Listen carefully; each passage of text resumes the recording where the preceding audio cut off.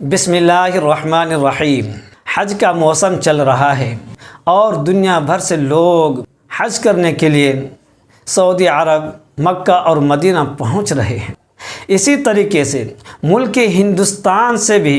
तकरीबन 1.5 लाख लोग हज करने के लिए इस मरतबा तशरीफ़ ले जा रहे हैं और हिंदुस्तान के व हज कमेटी के वास्ते से होता है और हज कमेटी इसकी पूरी ज़िम्मेदारी लेता है और हर हाजियों से उसकी ज़िम्मेदारी के पैसे भी वसूल करते हैं। लेकिन इस मरतबा हज कमेटी हाजियों से कहीं ज़्यादा पैसे वसूलियाबी कर रहे हैं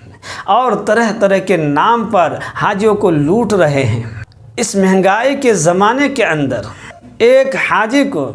तकरीबन 3.5 लाख रुपया हज कमेटी को अदा करना पड़ता है। उसके बावजूद भी हज कमेटी वक्तन फ़वक्तन इस वक्त हाजियों से पैसा वसूलियाबी कर रहे हैं, कभी घड़ी के नाम पर, कभी कुर्बानी के नाम पर और कभी महंगाई के नाम पर वसूलियाबी कर रहे हैं।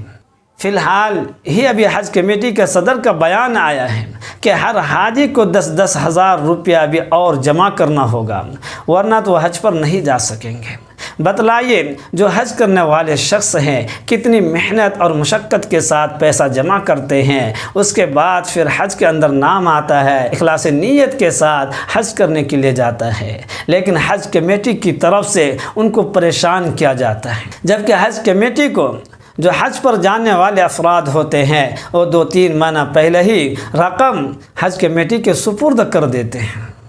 उसके बावजूद भी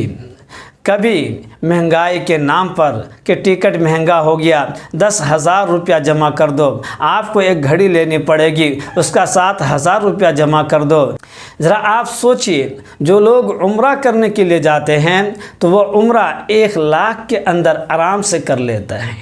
15-20 दिन वहाँ घूम करके आ जाते हैं और उम्रा के दौरान अपने एतबार से जाते हैं और उनको हर एतबार से फैसिलिटी मिलती है, सहूलत उनको मैसर होती है। उसी 1-1.5 लाख रुपये के अंदर बेहतरीन से बेहतरीन होटल के अंदर क़याम होता है और बेहतरीन से बेहतरीन खाना उनको मिल जाता है। लेकिन जब हज का मौसम आता है तो 3-3.5 लाख रुपये के अंदर भी उनको होटल मैसर नहीं है, उनको खाना ढंग का मैसर नहीं है और 3.5 लाख रुपये आपके सामने बताता हूँ कि हज कमेटी कैसे हाजियों को लूट रहा है। हवाई सफ़र ले लीजिए, जब उम्रा करने के लिए जाते हैं या जो लोग वहाँ पर रहते हैं काम काज के लिए जाते हैं तो जद्दा से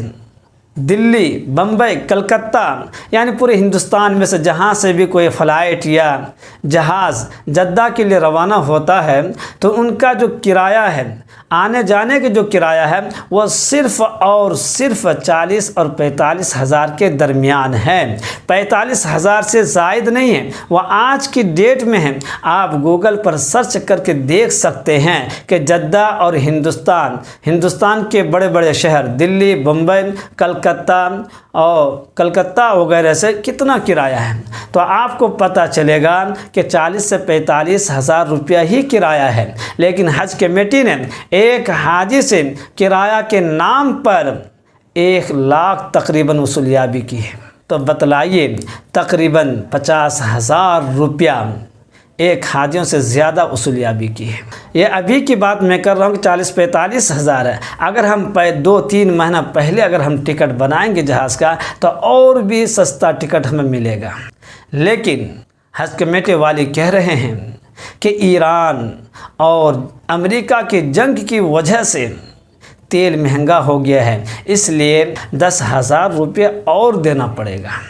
इसी तरीके से हाजियों को लूटने के लिए एक दूसरा बहाना ये बनाया है कि हर हाजी को एक घड़ी आपको ख़रीदनी होगी और घड़ी की कीमत 7,000 रुपये है और उसके अंदर कोई ऐसी फैसिलिटी नहीं है जिससे कुछ ये रहनुमाई होता हो कि 8 ज़िलहिज्जा को क्या करना है, 9 ज़िलहिज्जा को क्या अमल करना है, 10 ज़िलहिज्जा को क्या करना है। उसके अंदर कोई सहूलत नहीं, उस घड़ी के अंदर आम घड़ी की तरह वो घड़ी भी है, लेकिन हर हाजी को यह घड़ी लेना होगा, इसलिए कि 7,000 रुपया जमा करना होगा और ये 7,000 रुपया हज कमेटी को जाएगा, यानी सरकार को जाएगा। इसीलिए जमीयत उलमा हिंद के सदर हज़रत मौलाना अरशद मदनी साहब दामत बरकातुहुल आलिया ने 2014 से पहले जब कांग्रेस की सरकार थी तो हज सब्सिडी को ख़त्म कराया था और कहा था कि जो हज कमेटी के वास्ते जो हज करने के लिए जाते हैं इसको ख़त्म कर दीजिए और इसको पब्लिक कर दीजिए, तो जिसको जैसा सहूलत हो वैसा ही वह हज करने के लिए जाए। लेकिन सरकार नहीं मानती, इसलिए कि सरकार मान जाएगी तो फिर इस तरीके से कमाई एक हाजी पर तकरीबन 1.5 लाख रुपए की कमाई हो रही है। इसलिए मैं कहता हूँ जो बड़े लोग हैं इस पर ख़ास तौर से जो सोशल मीडिया पर है और पत्रकार है, ख़ास तौर से जो मुस्लिम लोग हैं और ज़िम्मेदार किस्म के हैं, तो हुकूमत के सामने ये बात रखिए कि हज जो है हज को आज़ाद कर दीजिए, प्राइवेट कर दीजिए, ताकि अपने एतबार से जिस फ़्लाइट से जाना चाहे चला जाए और वहाँ पर जिस होटल को चाहे खुद से बुक कर ले, ताकि अपना पैसा हो और अपने एतबार से सहूलत भी फराहम उनको हो जाए।